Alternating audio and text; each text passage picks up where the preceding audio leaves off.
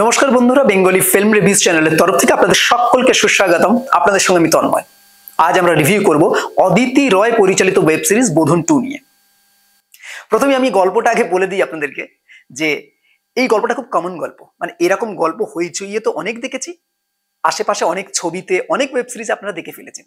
সেটাকেও আমরা এই ওয়েব সিরিজে আবার নতুন করে দেখব অন্য প্রেজেন্টেশনে। গল্পটা হচ্ছে যে একটি মেয়ের গল্প, যে মেয়েটি কলেজের প্রফেসর। সে নিজের চোখে হঠাৎ করে দেখে যে একটি মেয়ে অন্য বেশ কিছু ছেলেদের দ্বারা নির্যাতিত হচ্ছে। সে সেটাকে প্রাধান্য দেয় না, ভেবেছিল সেই মেয়েটি হয়তো ওদের সঙ্গেই আছে বা কোনো রকম এইরকম ধারণা হয়নি যে এই মেয়েটি পরে রেপড হতে পারে। কিন্তু পরবর্তীকালে সে শুনলো রেপড হয়েছে। শুধু রেপড হয়েছেই না, সে যে কলেজে পড়ায় এবং যে সেকশনে পড়ায়, যে সাবজেক্ট পড়ায়, সেই সাবজেক্টেরই স্টুডেন্ট সে। ফলে তার মধ্যে একটা গিল্ট ফিল হচ্ছে এবং সে লড়তে যাচ্ছে, তাকে জাস্টিস দেওয়ার চেষ্টা করছে। আখেরে শেষ পর্যন্ত কি হচ্ছে, কিভাবে জাস্টিস পাচ্ছে বা এই পেতে গিয়ে তার মনোকষ্ট কিভাবে ফুটে উঠছে মানে পুরো গল্পটার মধ্যে দিয়ে, সেটাই দেখানো হয়েছে। পুরো ওয়েব সিরিজটা দেখতে হবে 8টা এপিসোডে। প্রথম কথা হচ্ছে এতে যে কাস্ট অ্যান্ড ক্রুগুলো কাজ করেছে সেখানে আমরা দেখতে পাবো মূল ভূমিকায় সন্দীপ্তা সেনকে দেখতে পাবো, কৌশিক রায় আছে, দিতিপ্রিয়া রয় আছে, আরো অন্যান্যরা আছে। ঘটনা যাই হোক না কেন, এরা পরিচিত অ্যাক্টর, প্রত্যেকেই ভালো অ্যাক্টর এবং অ্যাক্ট্রেস হিসেবে আমরা জানি। কিন্তু এই গল্পতে যেভাবে কাজ করা হয়েছে, পুরো গল্পটা কিন্তু মোনোটোনাস। 8টা এপিসোডের এই ওয়েব সিরিজটা দেখতে রীতিমতন আপনাদের কাঠখড় পোড়াতে হবে, মানে রীতিমতন আপনাদের কষ্ট করে দেখতে হবে। প্রথম 2-1টা এপিসোড ভালো লাগলো, তারপরে আপনাদের মনে হবে যে এটা চলছে না। আর স্টোরি লাইনে যেমন তেমন কোনো নতুনত্ব নেই, স্ক্রিপ্ট খুবই খেলো লাগে সত্যি কথা বলতে। কারণ আমি এক জায়গায় বলছি, একটা জায়গা আছে যেখানে যখন নতুন একটা কলেজে অ্যাজ এ প্রফেসর সে যখন জয়েন করছে, স্টাফ রুমের মধ্যে তাকে যেভাবে পরিচয়গুলো করা হচ্ছে এবং সেখানে যে সমস্ত ডায়লগস গুলো রাখা হয়েছে, খুব ছেলে মানুষের ডায়লগস, সেগুলো শুনলে আপনারা বুঝতে পারবেন যে সেটা জাস্ট বোঝাতে হবে সেই জন্য। দ্বিতীয় আর একটা জায়গা আমি যদি আপনাদেরকে বলি, একটা সিনে দেখা যাচ্ছে যে দিদি আর বোনের মধ্যে কথোপকথন হচ্ছে, সেখানে একটা জায়গায় বলছে মানে রবিনহুডের সাথে তুলনা করছে রবীন্দ্রসঙ্গীত, পরে আবার বলছে না না রবীন্দ্রসঙ্গীত না, কথাটা ভুল হয়েছে, এটা রবীন্দ্রনাথ হতো।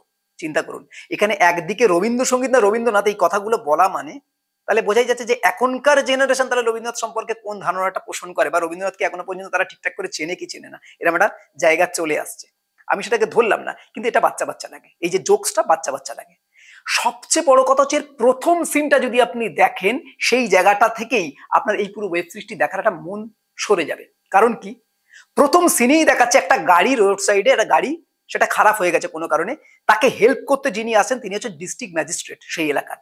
এই সময়কার একজন ডিস্ট্রিক্ট ম্যাজিস্ট্রেট যে হেল্প করতে আসছে, গায়ে পড়ে হেল্প করতে আসছে কোনো রকম সিকিউরিটি ছাড়া, এবং তার সাথে একটা প্রেম সম্পর্ক তৈরি হচ্ছে। বারবার সে দেখা যাচ্ছে বারবার করে আসছে তার সাথে এরকম প্রেম সম্পর্ক, মানে শুধুমাত্র তার সাথে এরকম একটা সম্পর্ক তৈরি করবে বলে সে নিজে থেকে আসছে। তো একটা ডিস্ট্রিক্ট ম্যাজিস্ট্রেট এইভাবে গায়ে পড়ে আসছে, এটা দেখুন সিনেমাতে সব চলে জানি, তার তো একটা লজিক আছে। সেই লজিকটা কোনো কোনো জায়গায় যদি সরে যায় তাহলে কিন্তু আর ভালো লাগে না, সেটা নেওয়া যায় না। তো আমার মতে এই যে 8টি এপিসোড কিন্তু জাস্ট দেখতে কাঠখড় পোড়াতে হবে, এই জন্যই বললাম। এবার টেকনিক্যাল পার্টের দিকে যদি কিছু আসি, তার আগে একটা জিনিস বলে নিই যে বাকি যারা কাজ করেছে, বাকি প্রত্যেকের কাজ কিন্তু এখানে আমার মতে খুবই খেলো লেগেছে, আমার ভালো লাগেনি এপিসোডটাকে। এবং সবচেয়ে বড় কথা যে টেকনিক্যাল পার্টের দিকে যদি বলি, টেকনিক্যাল পার্ট যেমন হওয়ার তেমনি হয়েছে, তার মধ্যে কোনো নতুনত্ব নেই, কোনো অ্যাঙ্গেলে, ক্যামেরার অ্যাঙ্গেলে কোনো কিছু নতুনত্ব নেই। শুধু 8টা এপিসোড জুড়ে কিছু গল্পকে, ওই কোর্টের দৃশ্যগুলোকে এগিয়ে নিয়ে যাওয়া হয়েছে, এবং এগিয়ে নিয়ে যাওয়ার জন্য অনেক কিছু জোর করে চাপিয়ে চাপিয়ে চাপিয়ে চাপিয়ে দিয়ে যাওয়া হয়েছে। গল্প এন্টারটেনিং কোনো ফ্যাক্টর, ওয়াও ফ্যাক্টর বলে কিচ্ছু নেই গল্পটার মধ্যে। বেসিক্যালি আমি খুবই অনেস্টলি বলছি, আমার ভালো লাগেনি ওয়েব সিরিজটি দেখতে। কারণ ঠিক এর আগে যখন আমরা মোবারকনামা দেখলাম, তারপরে যখন আমরা এই বোধন 2 দেখি, আমরা বুঝতে পারি যে আমাদের ডিটোরিয়েশনটা কোন জায়গায়। আমরা সত্যিকারে মনে হয় যেন আস্তে আস্তে কাজ আর করতে পারছি না, ভুলে যাচ্ছি কাজ করা। আর একই কন্টেন্টকে বারবার এভাবে ঘুরিয়ে ঘুরিয়ে আমাদের সামনে নিয়ে আসা হচ্ছে, কারণ কি কন্টেন্ট আমাদের দিতে হবে বলে এরকম মনে হচ্ছে, ভাবছি না ভাবতে বাধ্য হচ্ছে। টেকনিক্যাল পার্টের দিকে আমার কিছু বলার নেই, ডিওপির কাজে নতুন কিছু নেই, কালার গ্রেডেশন, এডিটিং এ নতুন কিচ্ছু নেই, জাস্ট একঘেয়ে একটা কিছু দেখছি, সময় নষ্ট হচ্ছে।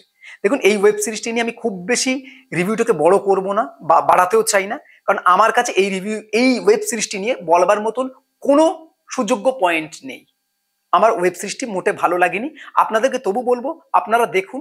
এটা আমার ব্যক্তিগত মত, এমন হতে পারে যে আমার ব্যক্তিগত মত এটা ভালো লাগছে না, আপনাদের হয়তো ভালো লেগে যেতে পারে, চূড়ান্ত ভালো লেগে যেতে পারে, নো প্রবলেম। আপনারা দেখুন, দেখে জানাবেন কেমন হলো, বেশি কিছু বাড়াবো না।